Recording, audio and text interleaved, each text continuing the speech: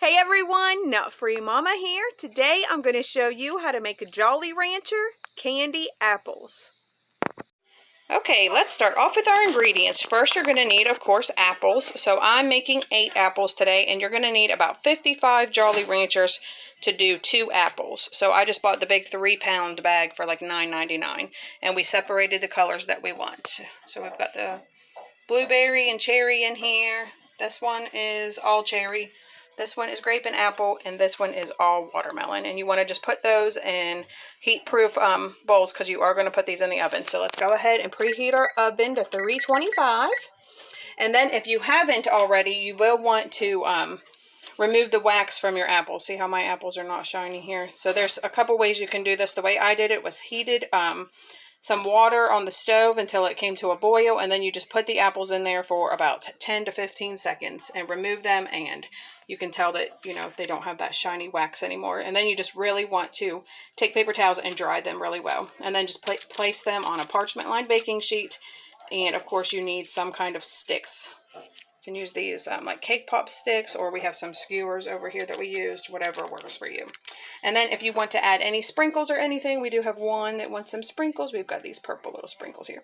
So let's go ahead and wait for our oven to preheat, and then we will stick these watermelon in there for about 10 minutes.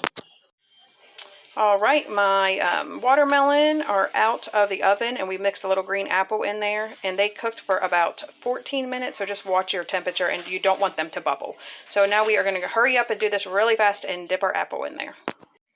All right, mine still was not melted good enough. You can see how cute that looks, but the bottom was melted, but the top wasn't. So I increased my temperature to 350, and I put those ones back in. All right, all of my apples have been dipped in the different colors, and they just turned out so adorable. So basically what you want to do after you heat your oven to 350, you put this in there for at least 15 to 20 minutes, and you kind of just tilt it and roll it. That's just the best way to do it until you have everything covered. You really don't have to go all the way to the top.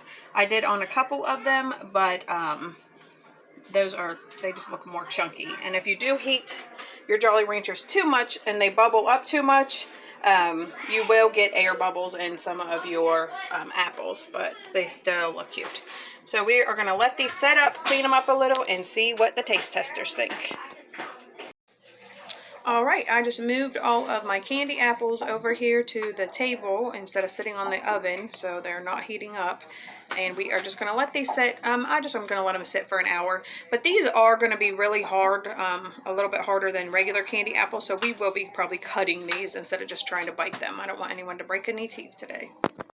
All right, I cut into some of mine just to show you how thick the coating is. It's a lot thicker than a regular candy apple, so don't try to just bite into this. You do need to cut them first. We did the red one over here. We did the purple, and then I just cut into my watermelon, and I'm just going to let taste testers have a taste like that. All right, I cut some pieces up for all of my 3 taste testers here, and they look so cute. All right, taste testers, have a little taste. They're really hard. Dang, that's good. Do you like it? Yeah. All right, everyone, come back and see us again. Don't forget to like and subscribe. Bye. Bye.